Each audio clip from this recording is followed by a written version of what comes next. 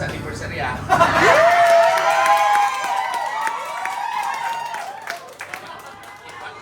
I-partner nyo kayo isang Jimmy na makuli. So, may kwento lang ako sa inaanak ko na to. Pag ilan na kayong inaanak? 30 na. Sulas na talaga to. Sabi ni Pastor Angelali, ba't puro sinaanak? Hindi, inaanak ko lahat yan, Pastora ha. So, may kwento ako sa kanila. Kailan yung nasa kusnan tayo lahat? Doon sa Portugal. Oo, di ba? Tapos sabi ni Sisi, kasal daw nila sa Pilipinas, Catholic Garden, blah blah blah. Kami plano. Siyempre, hindi ako sumasabat kasi they're still new eh. And then, habang nagpapatuloy sila, yun, na-witness yung kasal ni Inanap na Bulan, si Selena. And then, ganun sila nag-grow, di ba? Parang yung mga ibang kapatid na bago, hinahayaan ko lang. Hanggang ngayon sila na yung one. So, praise God kasi naitatama ni Lord lahat isa-isa yung mga one. Siguro, may nabasa ako eh. Siguro para at least alam yun. Importante yung sinabi ni inaanak na AJ kanina na intimacy. Si Sally, diba? Ikaw po kung nasabi niya kung ginagawa niyo talaga o hindi niyo ginagawa. Dalawa lang yun, ba't niya nasabi yun? Okay? So ngayon, ito may nabasa ako. Ito, seryoso to, importante ito. Ito yung may nabasa ako. Nasabi, pag hindi pa daw kasal, ang si Taning, ang gagawin niya, nagkakaroon kayo, grabe yung passion niyo sa intimacy pag hindi kayo kasal. Ngayon, ang gagawin na rin naman ni Taning, pag kasal na kayo, gagawin niya yung way na wala na kayong intimacy. So baliktad, di ba? So dapat yun yung mabantayan nyo. Kaya karamihan na pinipid ko na couple, actually, yan din naman yung mga mali namin sa past. Kaya kung tanungan lang sa mga mali, kaya naging ganito ang ending ng buwan ko. Ako na yung salamin talaga. So, kung nakikita mo yung salamin, huwag mo nang ulitin. Pero kung ulitin mo pa, naku, kawawa ka talaga.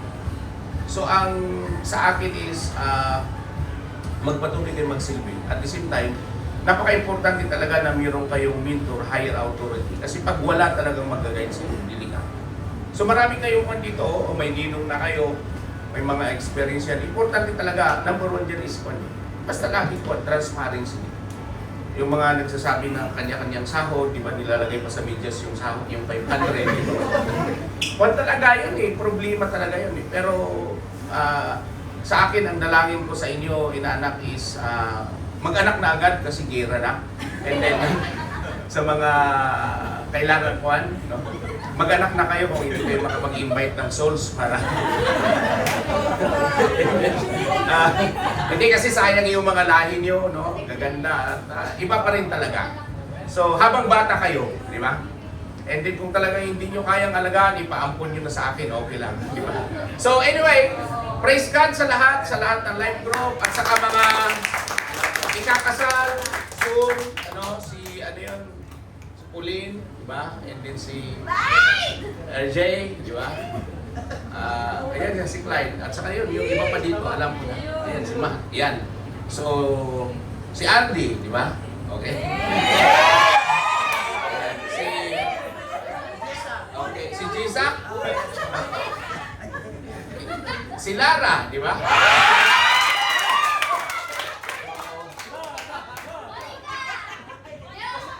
Iwan ko eh kung ano. Ayan, si Josephan. So, alam na this, ano? Basta, end of this year, kasal na lahat. Amen? Okay, tayo po ito ngayon. Let us pray. Ano? Let's pray. Extend natin ang hands natin kay Brother Aldwin at Sis Christine.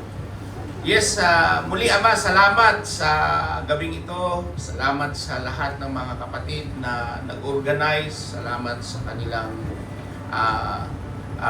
effort, Panginoon. And Lord, salamat na napipil namin yung pamilya, no? Pamilya na yung talagang may care sa bawat isa. And Lord, I pray na sa lahat ng gagawin namin as we go towards, Panginoon, ay patuloy na i-bless mo at hayaan mong gamitin mo kami lagi na maging instrumento na maging blessing. This moment, tinataas ko si inaanak na Alwin at si inaanak na Christine, Panginoon. Yung kasal nila in the coming weeks, Panginoon. Lord, salamat na sila po ay nag-obey sa iyong salita. At alam ko na as we na naging part sa kanilang journey, Panginoon, hayaan mo na balutan mo sila ng iyong banal na dugo, Panginoon. And Lord, we pray that no plans of the enemy can touch this couple. At Lord, ano man ang desire ng puso nila ay mangyari. Lord, as they will continue to obey at magpagamit sa iyong kaharian, Lord, na ginagamit mo sila sa worship team, patuloy na i-anoint mo sila, Panginoon. At hayaan mo na sila ay maging instrument na pupul na maraming mai-encourage na mag-commit sa ministry na to. So Lord, patuloy na bigyan mo sila ng mapagpakumbabang puso. And Lord, i-bless mo sila, ingatan mo sila ang kanilang trabaho. At Lord, kung paano mo sila iniingatan, we remember our family back home. Ganon din na ingatan mo ang aming pamilya, ang kanilang pamilya. So Lord, we pray for finances, Panginoon, yung financial nila, sa lahat ng mga plano nila hanggang yung kasal nila sa Pilipinas. We know, you have said in your word, that if may nangangailangan ang iyong mga anak, there's a need. Kung may need ang iyong mga anak, there's a supply that comes from the kingdom of God, Panginoon. So Lord, pinagkakatiwala namin ang mga finances nila. And Lord, I know that you're going to provide anuman ang mga gastusin nila. At hayaan mo na ipagkatiwala nila, Panginoon. And you are in control sa kanilang finances. So Lord, thank you. We bless you, Panginoon, sa pansamantalang pag-iwalay namin. Samahan mo kami in Jesus' name. Amen! Okay?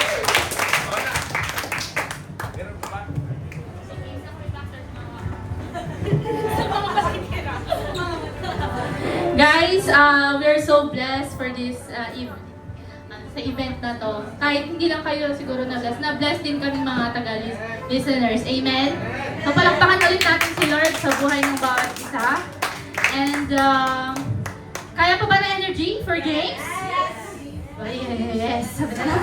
Parang dehado. Kaya pa? Yes! So, group yourself sa 5. Okay, kasi yung price lang naman will be provided by the couple. Wala kaya. Sorry. Hindi ko alam. Sabi lang ni Pauline,